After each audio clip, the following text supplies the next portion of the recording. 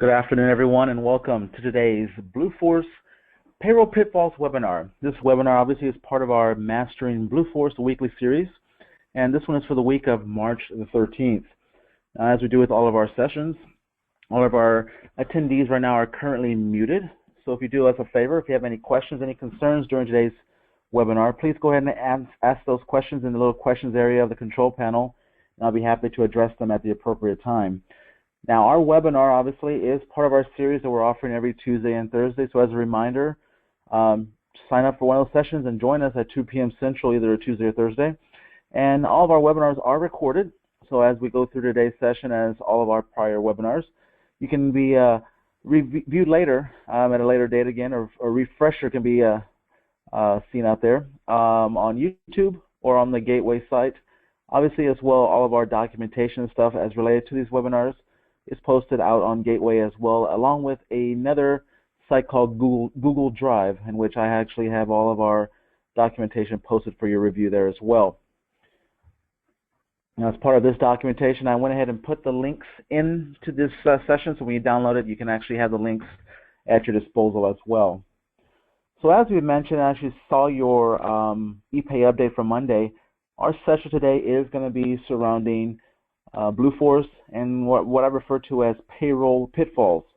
Now, the payroll pitfalls will refer to these different core areas as we look at daily time review, things you can avoid when you're doing your daily time review. Pitfalls also as it relates to the edits, Timecard versus Timesheet.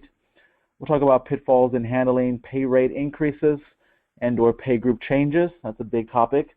And then we'll also wrap it up with pitfalls as it relates to reprocessing timesheets and overtime settings in Blueforce.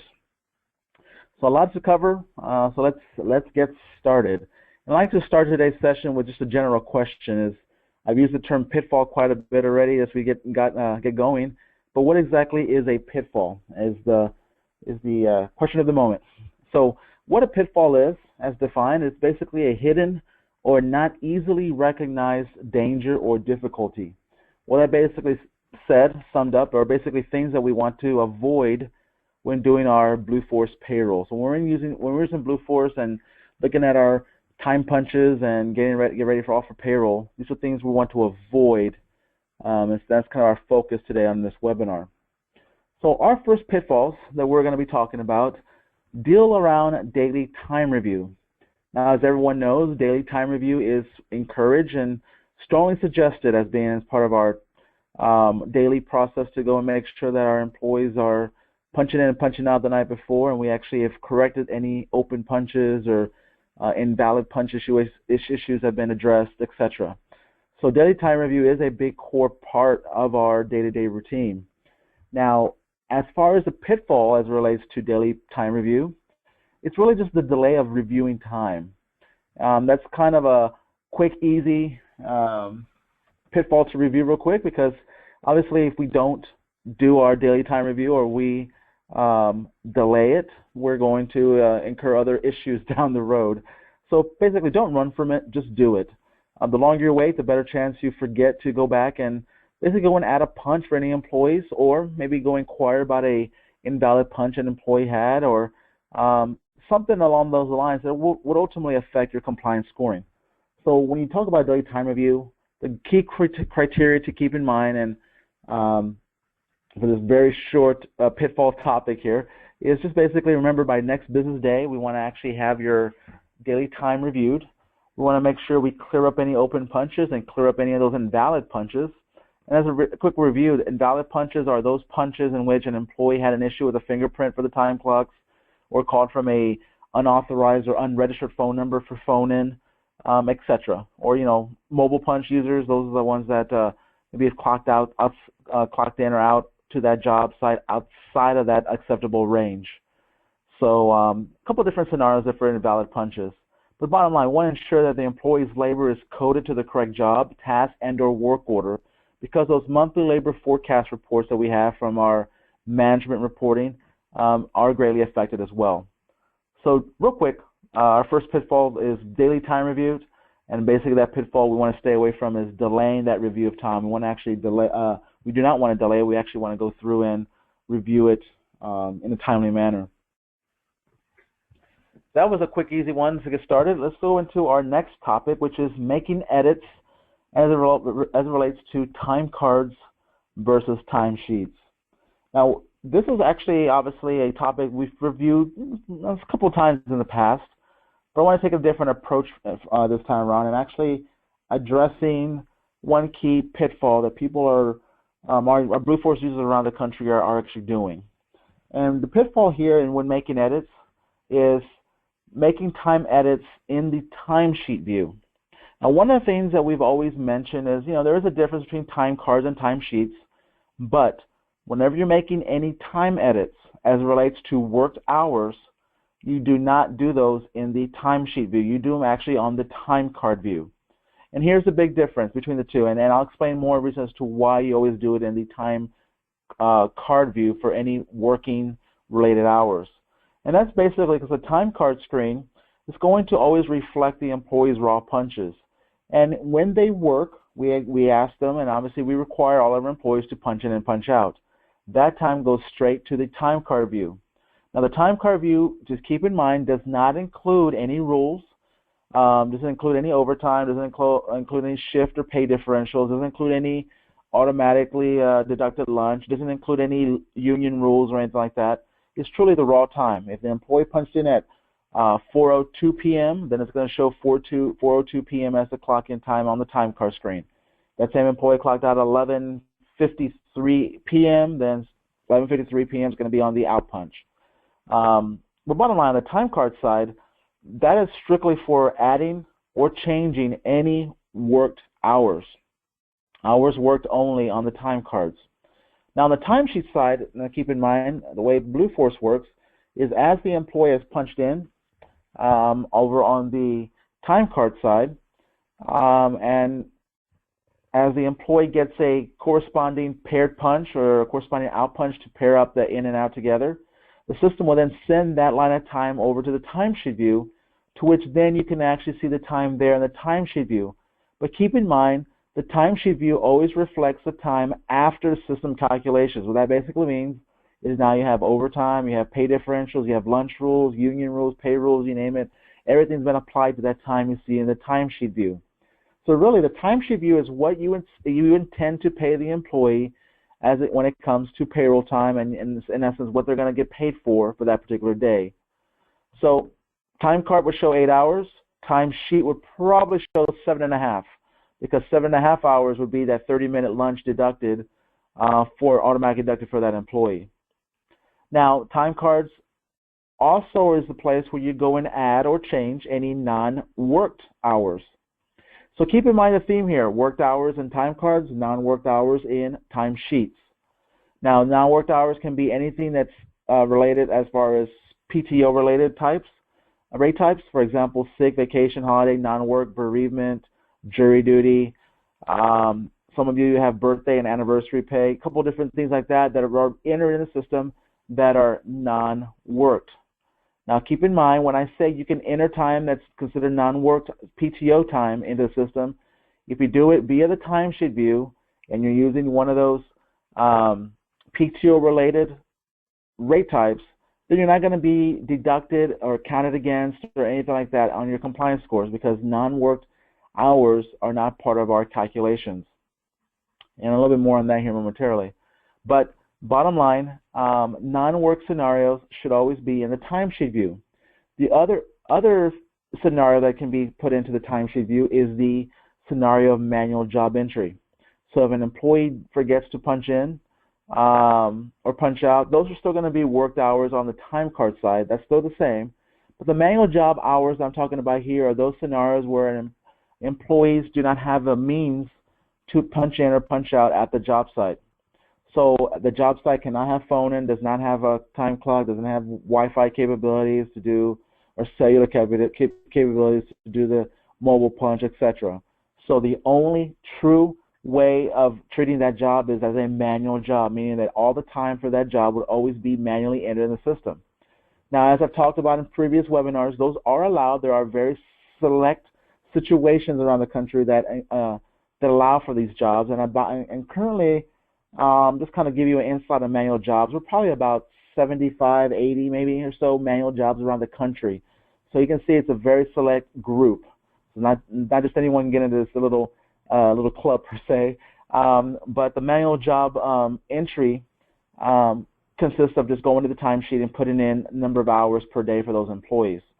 So once again, timesheets typically are only for non-worked entry, non-worked hours being entered there, or manual job hours being entered there. So continuing kind of with the same pitfall, just keep in mind that when a timesheet view, and you go to the timesheet view and you actually check it out, the timesheet view is always going to show you, like I said, that work time summarized. Okay? So think about this. If you're going and looking at work time summarized, and it has all the rules applied to it, what's going to happen, this is going to open a question back to you guys to think about, is if it shows 7.5 hours when we know the employee actually worked for 8, and I go and try to tweak those hours on the timesheet view, what hours am I actually tweaking, the 8 or the 7.5 that's showing there? And keep in mind, if the rules have already been applied in the system, then the system's going to do its darnest to keep trying to rectify those hours and make sure those rules are being applied appropriately. So if I going back to the initial question, if I go back to that timesheet and I show 7.5 hours there, and I'm trying to, add hours to it or trying to manipulate those hours, the hours that I'm manipulating are those 7.5 hours, not the original 8 that employee worked, because once again, the system is running and trying to make sure that those rules that we've told the system already that we're going to apply at certain conditions are met. So what that actually ultimately happens is by you trying to edit time in that timesheet view, that's going to create some type of havoc and distress that a lot of us have encountered, I guess you say, indirectly by trying and not knowing otherwise. So once again, the reason that's occurring is because the system is trying to continue to enforce those system rules that we have in place. And it turns out to be a big messy game of tug of war. And it's kind of, I'll illustrate down here at the bottom of our slide. It becomes a very messy game because now the system is going to say, you know what, you've told me to take out 30 minutes already, so I'm already taking out 30 minutes. But if you want to add time to it, I'll add some time to it, but I'm going to still take away 30 minutes. So those 8 hours of originally worked time, like I said, is shown in the 7.5 hours in the timesheet view. And if I continue to try to edit that 7.5 to make it 8, the system will say, right, you know what, I'm going to let you go ahead and add that 8, those 30 minutes back, but I'm going to take them right back because my rule says I need to go ahead and rectify, make sure I have a lunch rule in play. So it becomes very messy to try to do all that stuff because the system knows that the employee already punched in for 8. So keep in mind that if you ever have to make any edits to work time or have to do anything related to work time, that has to be all done over in the time card view. Now, when you're entering any hours directly into the timesheet, like PTO hours or more so non-work scenarios, or just any hours period directly into the timesheet. Keep in mind that the hours are entered by day. We only want non-worked hours, for example, the PTO-related type hours, entered into the timesheet view. Or like I said earlier, fully 100% manual job hours only. But the hours should always be entered with any lunch deductions or shift differentials in mind. So if you want the employee at the end of the day to actually get paid for those 8 hours of vacation, you want to make sure it shows 8 hours of vacation in the timesheet view. If you're dealing with manual job hours, and you're entering those in the timesheet view, and you want that employee to get paid 6.5 hours because he typically works 7, but he has a 30-minute lunch taken out, then you want to key in 6.5 hours directly into the timesheet. Now, the timesheet is a pretty smart tool there that we have at our disposal. However, if there's nothing feeding it from the time card view or any other rules associated to it before you get to your manual entry, then the system is going to be dumb at that point, and that you'll have to tell it what exactly you intend to pay. So if the employee's working an 8-hour shift, for example, at one of these 100% manual jobs, then you're going to want to include a half-hour lunch, and you're going to make sure that you're going to enter just 7.5 in the timesheet view. Now, keep in mind that whenever you do any non-work PTO-related hours or any manual job hours into the timesheet view, the system is always, and system being Blueforce here, It's always going to try to keep everything in balance. So what I mean by that, it's going to try to keep the timesheet view in balance with the time card view. So the first scenario that I showed about worked hours, I talked about how the time accumulated and basically came into the time card view, and then it kind of spit over into the timesheet side, and where it actually summarized and applied any rules and all that good stuff. Well, when you do any non-work PTO related hours or any entry directly into the timesheet view, the system says, I got to rectify, or actually I got to keep both sides in balance. So I'm going to do the same thing. I'm going to send back a timesheet back to the. I'm going to create a time card for you back on the time card section. So what's going to happen here is the system says, all right, well, you put in 7.5 hours for me in timesheet view for this employee. Now I got to make sure that you have a corresponding in and out punch over in the time card view. So some of you may have noticed that you've gone in there and you'll see that an employee has some weird times that have been created for them, but then you realize, oh, that's because I entered some manual time over into the timesheet view. Or, you know, for example, an employee shows to have a punch of midnight to 8 a.m. for 8 hours of vacation when I keyed that time over in the timesheet view. Why did that occur? Once again, the system is trying to keep both sides in balance, and it's creating that time punch over in the time card screen based on the employee's default shift and task, or depending on based on the employee's existing punch for that day. So what that's basically saying is, if I have a vacation entry for this employee, the system's going to go to that job. It's going to look into that particular employee's default shift and task as it relates to that job, and it's going to put a corresponding punch starting with the starting time of that shift under that default shift and task tab. So that default shift for that employee is, for example, 7 a.m. to 3 p.m. And that employee, you know, doesn't typically work that shift, but he typically works 4 p.m. to, say, midnight. What's going to happen is, although the employee works a different shift, that's perfectly fine. That default shift is nothing more than a label. It's just a label that's out there in the system to kind of help group like employees. But what the system is going to do is going to try to keep both sides in balance once again. It's going to say, I put 8 hours in for the timesheet. The system's going to return it with a 8-hour long punch starting at 7 a.m. because that's the default shift start for this particular employee, going for 8 hours. So in the time card view, you'll probably see a vacation entry there for 7 a.m. Until 3 p.m. That'll give you your 8 hours, and obviously the employee has no deduction or anything on it, so the employee would sit at 8 hours at that point. So that is a question that we get quite often, is, you know, why am I seeing these, you know, I hate to say the word phantom, but phantom punches over in the time card view? I didn't create those. Well, indirectly you did. It's because the system is trying to keep both sides in balance. So that's our second pitfall. That's making time edits in the timesheet view. So once again, to sum this up, worked time should always be edited in the time card screen, and non-worked hours, or those 100% manual job hours, those should be done in the timesheet view.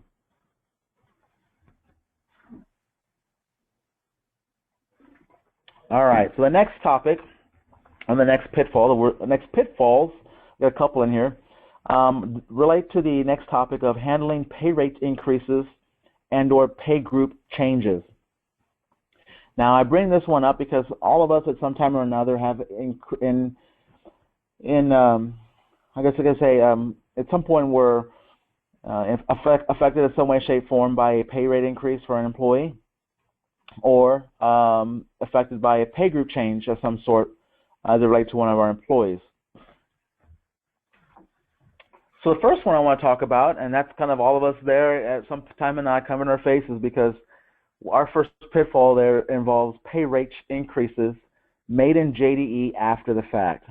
Now, it's no secret that, you know, all of us at some point or another have forgotten to put in a pay rate for an employee, or maybe the paperwork didn't get in on time, whatever it may be, the PTF, and an employee's already on the clock and working this week, and now we need to make sure that they get the right pay rate for all those hours. So one thing to keep in mind is all pay rates are updated every 30 minutes via interface that sends those pay rates from JD Edwards over into Blueforce. Okay, that's a standard interface that we have running every 30 minutes.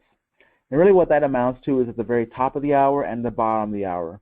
So at 2 p.m., 2:30 p.m., 3 p.m., 3:30, 4, 4:30, etc. Now, Blueforce applies the new pay rate on a going forward basis, meaning that the new rate will only appear on the time collected from that point forward. So we have an effective date in the system that in JD Edwards that all the pay rates are based on.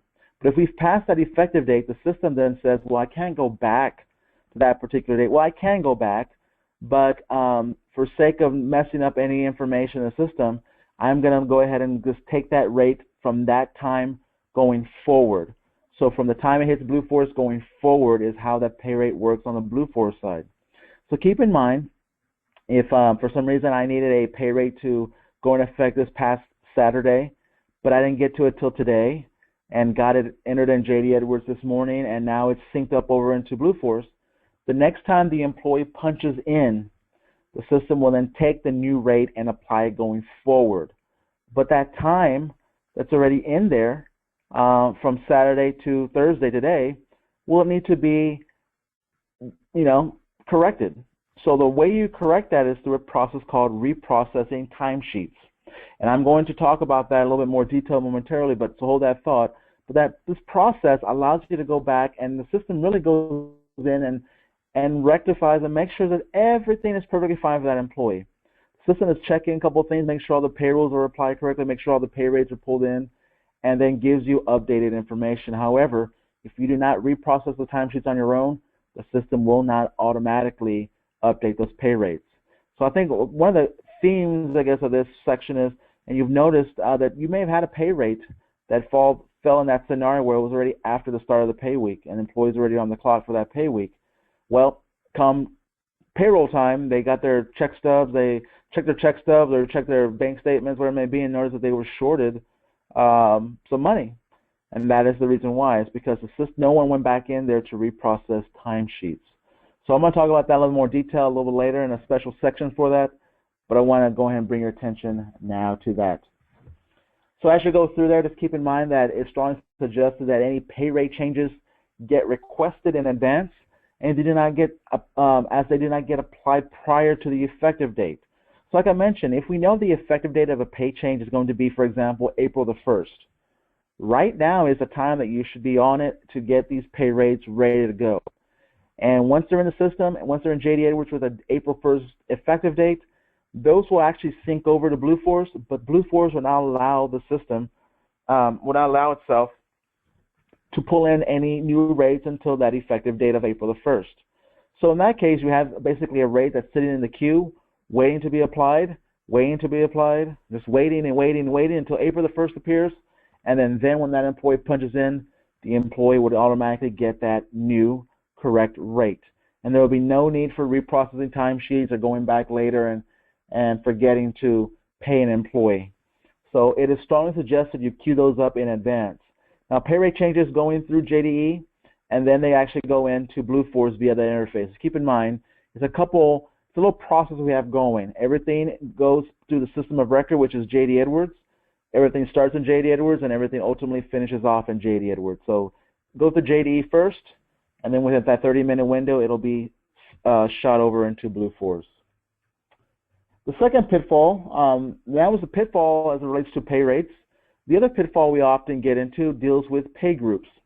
Now, pay groups are nothing more than groups of, I would say, different groups of different rules, situations that affect a certain group of employees.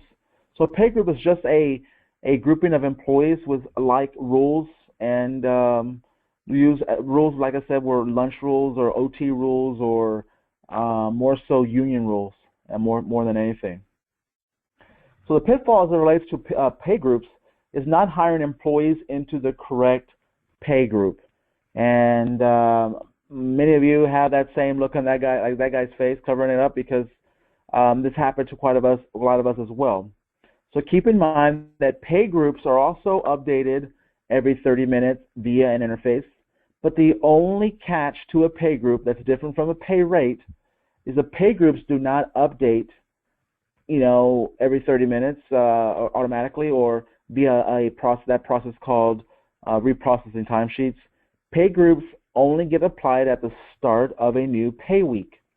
Now, pay groups, as I mentioned, deal with rules, how overtime is calculated, how certain union rules get applied, etc. So they're a little bit bigger and more powerful settings.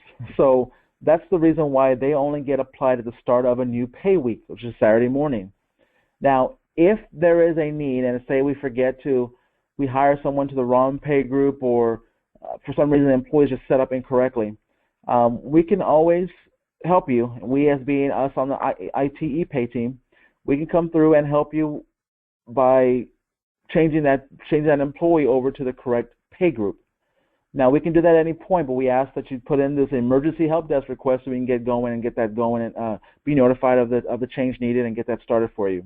But bottom line, the pay groups control a lot of things, and the main thing it controls, it governs over those OT rules that I've been referring to. So the system knows this employee works 40 hours, they get entitled to 40 overtime after 40 hours. Or this group over here is in the New York area, they work on an 8-hour daily rule, which basically means they get overtime after 8 hours in a day. Or go over here, this union has a unique rule. This union says that by union contract, they get overtime after 37 hours, and we have a few like to do that. So those pay groups, it's essential that the employee is correct from day one. So for all of you on this call, have the responsibility to keep an eye on that, because it affects the employee's pay potentially. Obviously, there's other government rules that we have to follow that could be greatly affected as well. So part of this pitfall is just pay attention. Be familiar with your employees and where they should be assigned to. Now, pay groups, like I mentioned, they drive the rules for the employees, and I can't say that enough. It governs OT, union versus non-union. So we have some pay groups that start with a U. There are some that start with the letter N. That kind of determines union versus non-union. I'll explain a little bit more about that here momentarily. Holiday rules. Some pay groups have holiday rules where we have certain holidays to be paid a certain way because this group of employees do a union contract or otherwise get supposed to get paid that way. Or just generally any other type of pay rules. Everything goes off of that pay group. So anything you can think of on how an employee should get paid, or how rules should be applied to their time worked, is part of a pay group.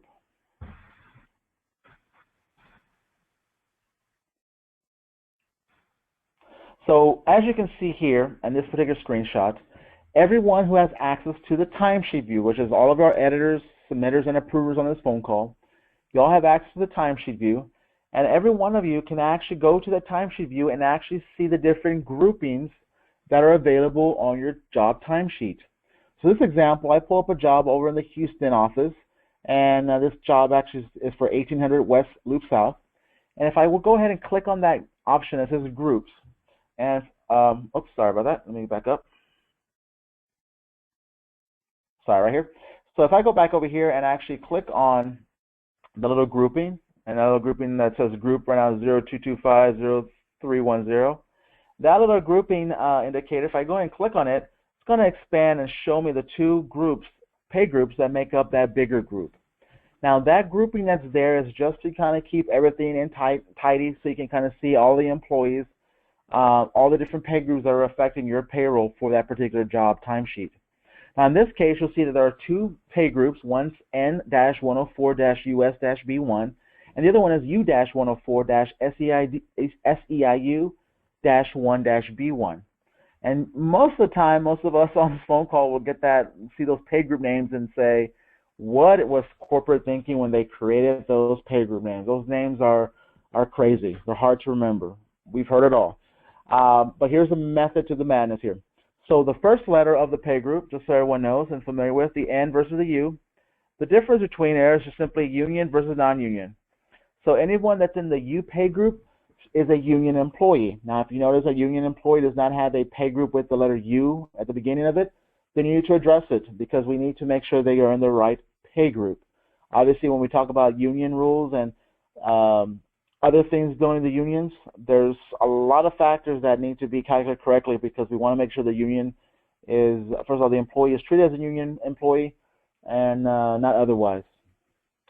The next three letters or digits in this case are going to be the number of your company. So company 104 is Houston.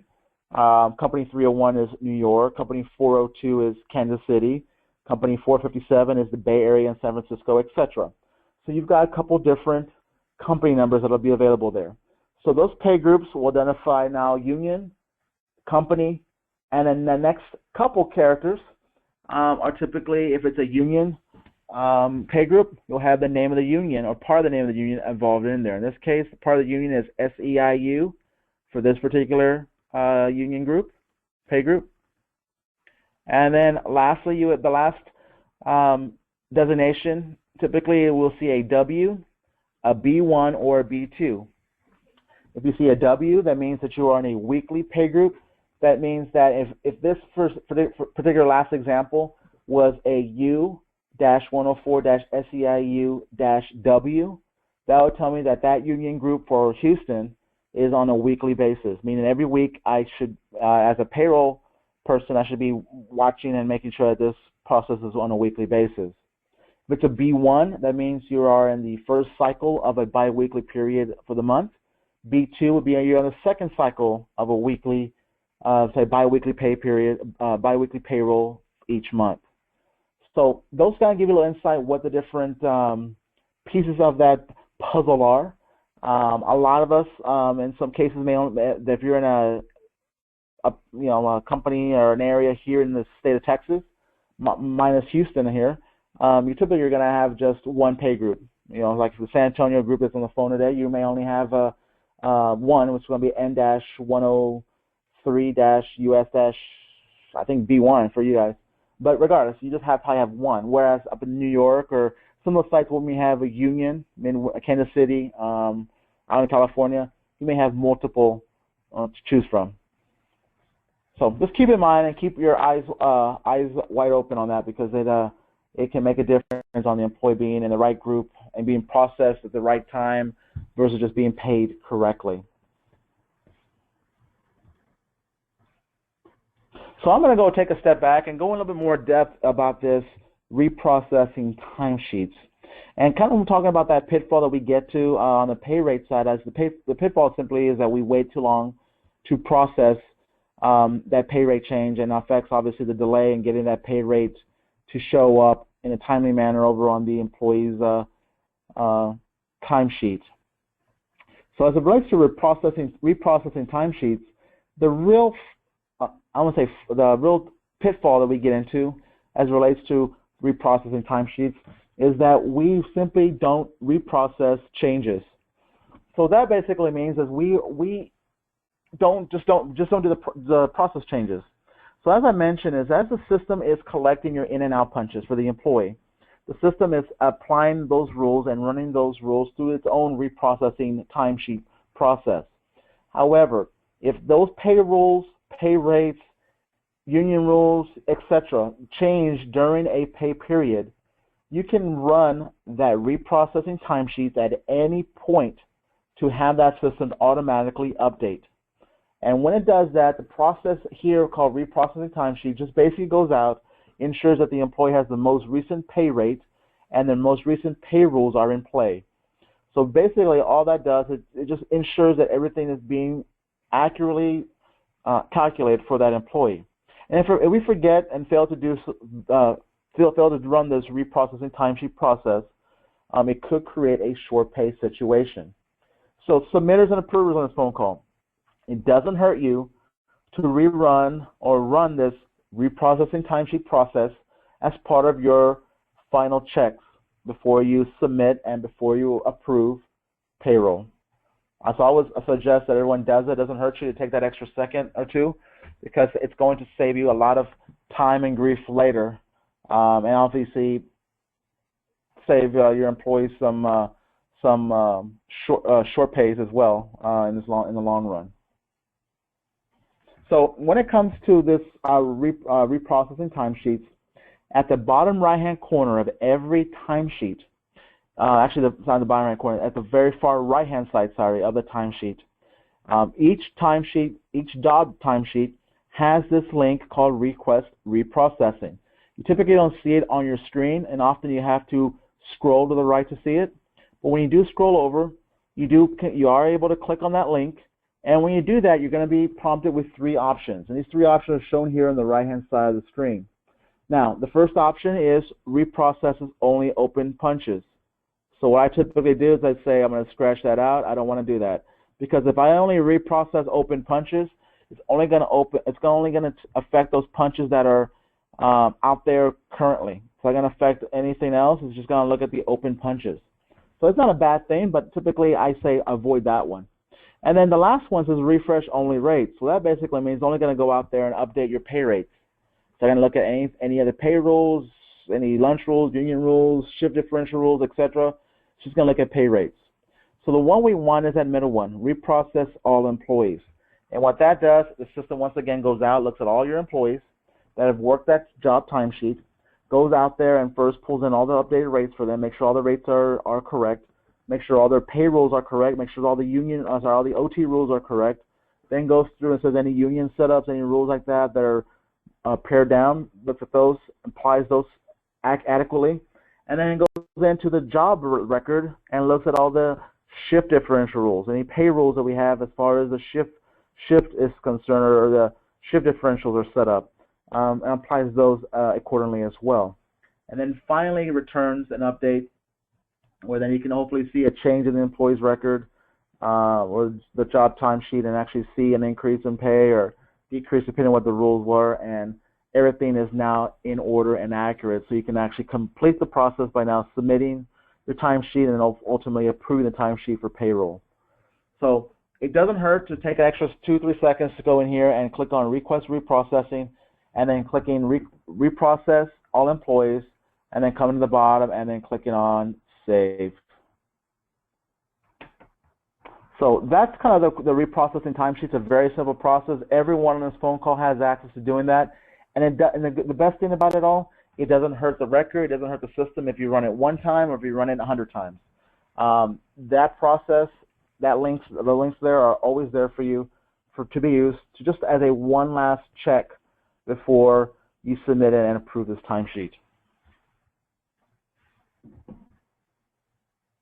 All right, and then our going into kind of one of the last sections of our call today is overtime settings. And overtime settings, and we talk about overtime all the time, and we talk about how we obviously don't want overtime unless we really have to, but we do understand there are overtime situations because we have employees who obviously call in, or we're a little short-staffed here and there, and we have to have other employees help fill in those gaps, in essence, then creating overtime situations. So as we talk about overtime, we have situations where we have some pitfalls we fall into where we try to force overtime. We try to go in there and assign time to our time to overtime, which is not the proper way of doing it, but I'll explain that a little bit momentarily. We have pitfalls involving some of our system settings and how it's calculating overtime, and ultimately at the end of the day how it affects us, because sometimes we inadvertently change rate types to overtime, and then we realize the employee didn't actually work overtime at the end of the pay week, and those hours that we had already deemed as overtime at the beginning of the pay period are still going to get paid at time and a half when that employee probably shouldn't have been getting overtime. There are a lot of things we can talk about when it talks to overtime, and we'll go through a couple of those scenarios here.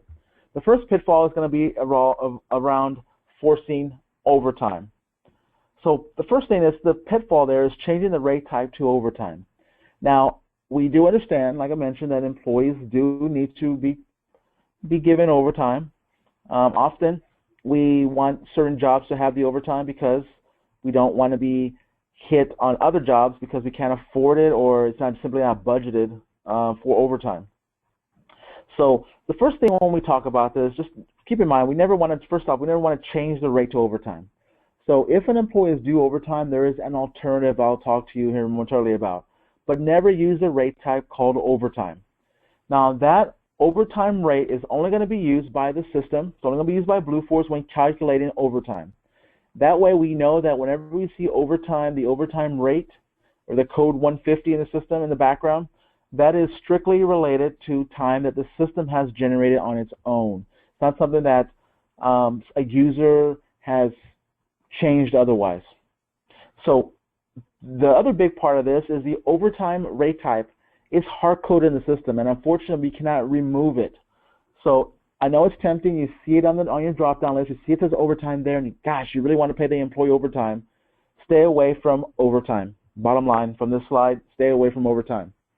Now, as an alternative, we have a rate type, and that rate type that I urge you to use is a rate type called OT Move. Now, OT Move takes the place of overtime and allows you to actually guarantee that the employee gets paid time and a half for those associated number of hours worked.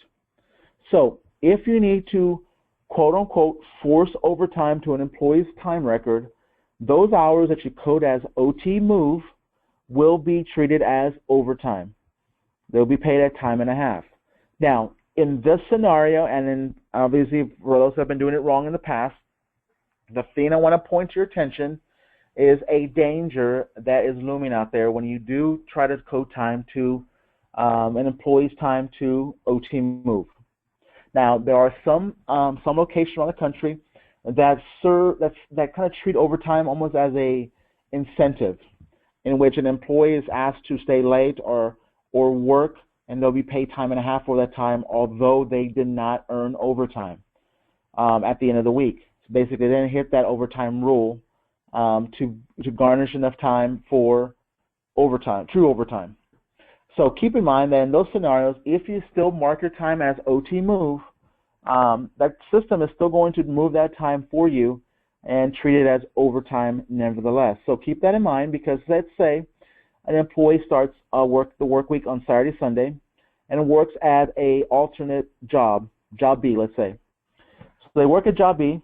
They work 4 hours each of those jobs. 4 hours at that job each day, Saturday and Sunday. But you want that to be treated as overtime, because you know that he can't have that time the normal hours that he works Monday to Friday on that job be treated as overtime, because he can't afford overtime. He's going to work 40 hours there, we know that. So we always have to make those weekend hours overtime. You can go in there on Saturday and Sunday and put in those hours as OT Move, and the system will pay it at time and a half. But keep in mind, let's say if that employee works Monday, Tuesday, and Wednesday, and let's say Thursday as well, at 8 hours, is full shift as a day porter at those jobs, he's going to earn 32 hours of regular time for those Monday, Tuesday, Wednesday, Thursday, with Saturday and Sunday as OT Move, which is getting paid at time and a half. But let's say he calls in on Friday, says he calls in sick. He does not get enough hours to actually have true overtime. In that case, what's going to happen is you're going to have kind of a weird anomaly on your timesheet, because you're going to have 32 hours of regular time plus 8 hours of overtime for that Saturday, Sunday work, because you marked it as OT Move. Now, in those cases, the company kind of frowns on that, because we're paying overtime for an employee who just simply worked 40 hours, and in this case, at a 40-hour work week, OT rule did not get met, so you should not get paid overtime. And that is kind of where everyone should understand. That's kind of where the concern is being brought up by your management team, etc., whenever we see scenarios like that.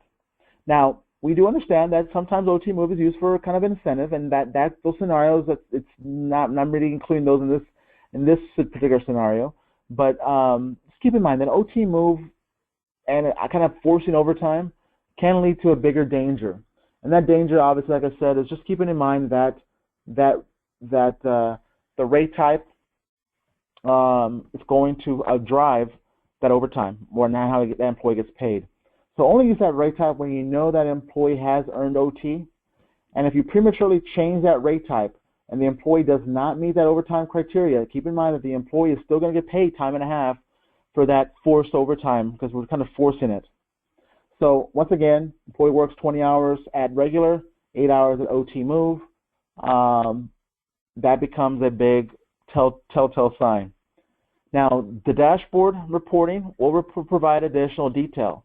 If you ever drill down to the Timesheet View in the monthly labor forecast or any of the ePay compliance dashboards, and you drill down to that Timesheet View, you'll be able to see, and the system will actually pinpoint and highlight the different pay situations, and all the overtime situations will be there in bold for you, so you can quickly notice and keep track of your overtime.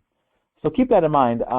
Only force the overtime when you truly know that time is going to be time and a half. And the question always becomes is, how do I force it? If I wanted to use OT move or stop using overtime and use that OT move, well, it's very simple. You go back to the time card view.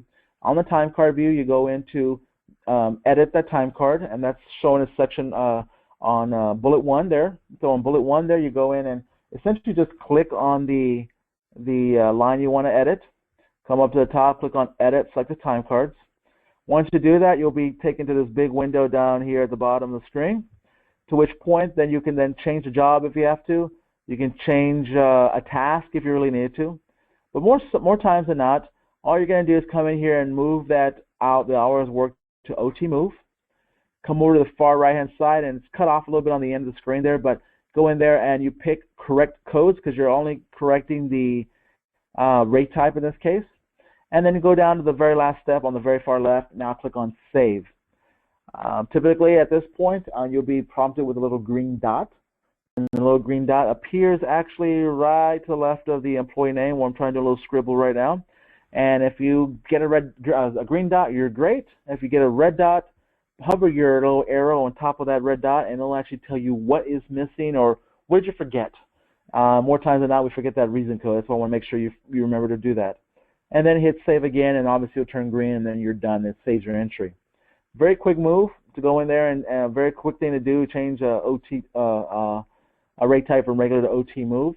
Now, when you change a rate type like that, it doesn't affect your manual entry score because it's not a manual entry, because if you're not manually entering anything, everything's already there. It's not going to affect your time change because you're not affecting the actual total time the employee worked or messing with the punches. It won't affect your invalid punches. It won't affect, only thing really at bottom line what's going to affect and possibly is your correction lag, because the corrections, we want to make sure that you have those corrections within a 36-hour time frame. But once again, if this is not if it's just like a one-off, an exception, not the actual norm, then it won't affect your correction lag all that bad. But once again, let's make sure that if you need that time to be shown as overtime, notice on the drop-down down below, you see overtime up here at the top of the list. That's the one we want to stay away from. Stay away like you never saw it. Make sure you use OT move instead. So that is your forcing overtime. Now keep in mind, for all those that actually use this force overtime as OT move, the system, if you look at the timesheet view, is going to show OT move as your rate type for 8 hours, like it shows there. It will not show overtime there. Just so you know, it'll always show OT move. Now, if you let the system kind of go through and calculate time on its own, so going back to that scenario, that employee worked a non-default job on Saturday and Sunday and worked 4 hours each day on Saturday and Sunday, then came back and worked his normal day porter job, 8 hours Monday, Tuesday, Wednesday, Thursday, Friday. In that scenario, if we let the system just control it straight based on the OT rule, that scenario alone would mean that after Thursday's time, then when the employee actually worked 40 hours, hit the 40-hour mark, that's when the OT would actually kick in, and those last 8 hours that he worked on Friday would all become overtime. However, we in Blueforce have kind of circumvented that normal way of thinking for the system. And what we've done is there is a setting in the system called priority overtime. Now, priority overtime works this way. If the employee works on a non-default job, the system will automatically give priority to non-default jobs when calculating overtime first. What that basically means is this system setting that we have set up right now at the pay group level, another good reason why the pay group needs to be correct on that employee record. On the pay group level, we've set up this setting that says if an employee works a non-default job, let's give the priority when calculating overtime. Priority goes to those non-default jobs first, and then the normal job. So in that scenario that I talked about, where the employee came in on Saturday and Sunday to work on their non-default job, and then went to their default job on Monday, Tuesday, Wednesday, Thursday, Friday to work, the system's going to say, wait a minute, I see he's worked 48 hours. I need to apply 8 hours of overtime. Oh, the setting here that's set up on the pay group tells me to go ahead and treat that Saturday and Sunday with the overtime first, and then any leftover overtime would be applied to the normal job. But in this case, there's no overtime left over, so the normal job would get 40 hours. That extra job that employee worked at the beginning of the week will be given that priority of getting the overtime first. That priority setting is automatically set up in there. So for the example of this time card, you'll see that the employee actually punched in and out as instructed, and he actually worked some additional work via work order that was actually labeled there. You'll see there those three different work orders. And that was for the pay week, and he did it on the 16th, 17th, and 18th of April. Well, that's pretty good. The employee actually punched in and punched out like we wanted him to. And they actually noticed that there are some non-default jobs involved. In this case, the main job is the My Main Office, but the non-default job is the Alamo Cafe job that's listed here. So in reviewing the employee's timesheet, you can now see that the overtime rules were calculated automatically based on that priority. You'll actually see that also the OT rule for over 40 hours in a work week was applied. And you can see that for the pay group setting, the OT that was earned during that work week, those 8 hours that he actually worked on that overtime, the extra job, was applied first to that employee's non-default job, like we wanted it to.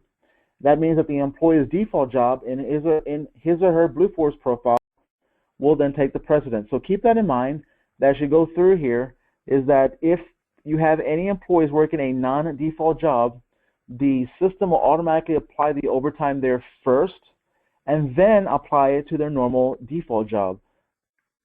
And that's kind of the setting we have in there, because more times than not, the default job is where the employee works a contractual job where more times than not, we can't afford to budge on what we're spending there at that job site. Now, it's going to happen eventually. Obviously, we understand we have to cover other people's slots and whatnot, but this is an option that to keep in mind as we deal with that absenteeism, I guess you can say, at some other jobs.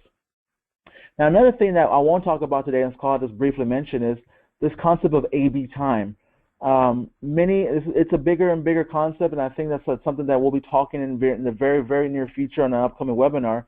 But A/B time is a concept where you essentially add time to an employee's give time to an employee for essentially covering someone else's or assisting with another person's shift without having them work extra. So, for example, it's a 6 to 10 shift. You have 3 employees working a 3-floor building. Each has their own floor. However, let's say the person who cleans floor 3 is not here today, and so you make an agreement with the other 2 employees to kind of bust their butts a little bit harder, go through and clean their floors, and then go ahead and also clean that 3rd floor during their same normal 4-hour shift. And as incentive, you're going to pay them an extra hour of time. So typically in that, instead of going in there and editing the in-or-out punch to add an extra hour of time, because we can't do that, we simply change a rate type to something called A/B time, in which A/B time just basically adds the given amount of hours to that employee's total time. So that's something that's a concept that may help a little bit with this, kind of be indirectly related to this overtime kind of concept of priority overtime. But that's something that the company as a whole is looking at starting to do, and like I said, it will probably be a topic in an upcoming webinar here in the next upcoming few weeks. So as to kind of wrap up today's call, as I always do, I want to make point of support. If you have any questions, concerns on anything you saw today, please enter a help desk ticket, and either myself, Tiandra, Beth, or Jade would reach out to you. And we ask you to always do this via the help desk, because we want to make sure that none of the requests from any of our users get stuck in someone's email or voicemail box and sit there unattended to. Now, I want to say thank you for joining us for this week's ePay Mastering Blueforce, the weekly series webinar.